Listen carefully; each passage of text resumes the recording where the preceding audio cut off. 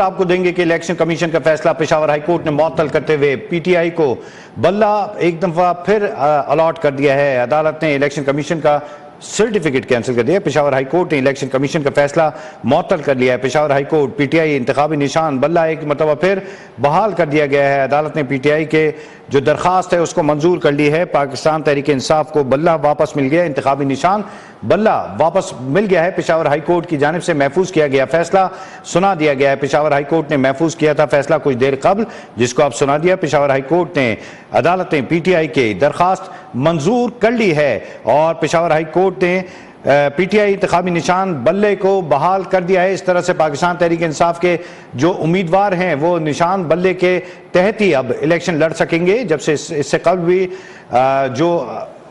कबल भी पीटीआई रहनुमा बैरिस्टर गौहर ने भी कहा था कि उन्हें कभी उम्मीद है कि उनको आज फैसला उनके हक में आएगा और उसी तरह से पेशावर हाईकोर्ट का फैसला अब उनके हक में आ गया है। पाकिस्तान तहरीक इंसाफ को बल्ले का निशान मिल गया है। पेशावर हाईकोर्ट में पीटीआई इंटर पार्टी इलेक्शन और बल्ले के इंतखाबी निशान से मुतालिक केस का महफूज किया गया फैसला सुना दिया गया है। बल्ले का निशान पाकिस्तान तहरीक इंसाफ को एक मरतबा फिर वापस मिल गया है। आपको अहम खबर दे रहे हैं, जस्टिस एजाज अनवर और जस्टिस अरशद अली ने इस अहम केस की समाअत करते हुए पाकिस्तान तहरीक इंसाफ को बल्ले का निशान एक मरतबा फिर अलॉट कर दिया है। पेशावर हाईकोर्ट में पीटीआई इंटर पार्टी इलेक्शन और बल्ले के इंतखाबी निशान से मुतालिक केस का महफूज किया गया फैसला सुना दिया है। पेशावर हाईकोर्ट ने फेवर में दिया है पाकिस्तान तहरीक इंसाफ की, और जिस तरह से बैरिस्टर गौहर पुरुमीद थे कि उनको बल्ले का निशान दोबारा से वापस मिल जाएगा, इसी वजह से उन्होंने सुप्रीम कोर्ट में जो दरखास्त दायर की थी वो भी वापस ले ली थी। आज उस केस की समाअत हुई थी सुप्रीम कोर्ट में 3 रुकनी बेंच ने की, चीफ जस्टिस काजी फाइज ईसा की सरबराही में, लेकिन वहां पर बैरिस्टर गौहर ने बल्ले के निशान के हवाले से जो दरखास्त थी इलेक्शन कमीशन के खिलाफ उसको वापस ले ली थी। उनका कहना था कि पेशावर हाईकोर्ट में ये केस इस वक्त चल रहा है और पेशावर हाईकोर्ट के फैसले आने तक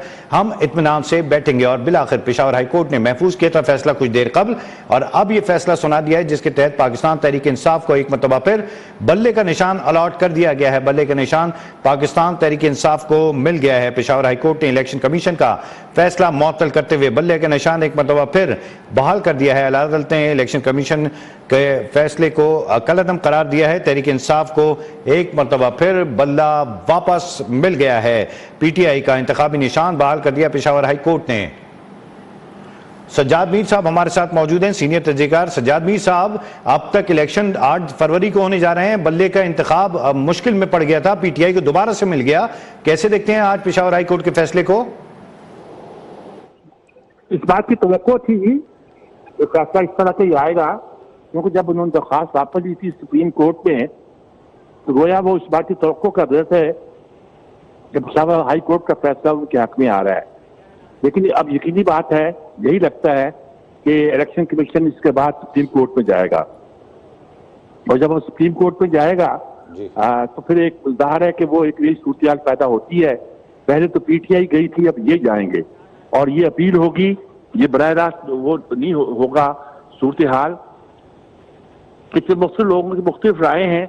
कुछ लोगों का कहना है कि ये जो इलेक्शन हुए हैं ये मजाक बना दिए गए थे, कुछ लोगों का कहना है कि इन पर कुछ पाबंदियां ज़ाहिर की गई हैं, आहिस्ता आहिस्ता उनमें छूट दी जा रही है। ये दुरुस्त है कि उनके लिए यानी कि इलेक्शन के ज़माने का वक्त और कम हो गया है, लेकिन ये कि उनको इवन प्लेइंग फील्ड जो जिसका वो मुतालबा कर रहे थे आहिस्ता आहिस्ता दिया जा रहा है। लेकिन अब शायद उनके लिए और मुश्किलात पैदा होंगी, वो मुश्किलात ज़ाहिर होंगी, और मुश्किलात ये होंगी कि टिकटें कैसे बांटी जाती हैं, कैसे दी जाती हैं, लोग नाराज होते हैं कि नहीं होते हैं। कुछ लोगों ने नाराजगी का इजहार करना शुरू कर दिया है। तो सारी बातें हैं जो इसको पेश नजर हैं। अच्छा, ये खबर है कि ये अभी तो पाकिस्तान बानी चेयरमैन पीटीआई जो हैं वो तो जेल में है, ये जो टिकटों का फैसला है, क्या इत्तलात हैं आप तक कि उसका फैसला कौन करेगा, कौन टिकटें अलॉट करेगा जो उम्मीदवार हैं उनको पाकिस्तान तहरीक इंसाफ की जानिब से? ये असूली तौर पर तो बानी चेयरमैन तो अब कागजात में एग्जिस्ट नहीं करते ना जी, बानी तो कोई नहीं होता।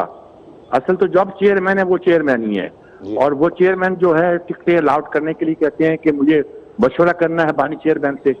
तो ये सारी सूरत है तो गैर फितरी सी, लेकिन ये होगी, यानी कि देखा जाए तो यही सूरत हाल है कि फैसला तो इमरान खान ने करना है और इमरान खान के फैसले ही को इसके लोग मानेंगे, बाकी लोगों के फैसलों को कम लोग तस्लीम करेंगे।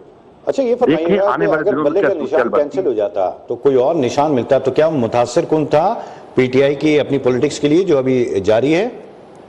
नहीं, फिर तो निशान मिल नहीं सकता था ना जी।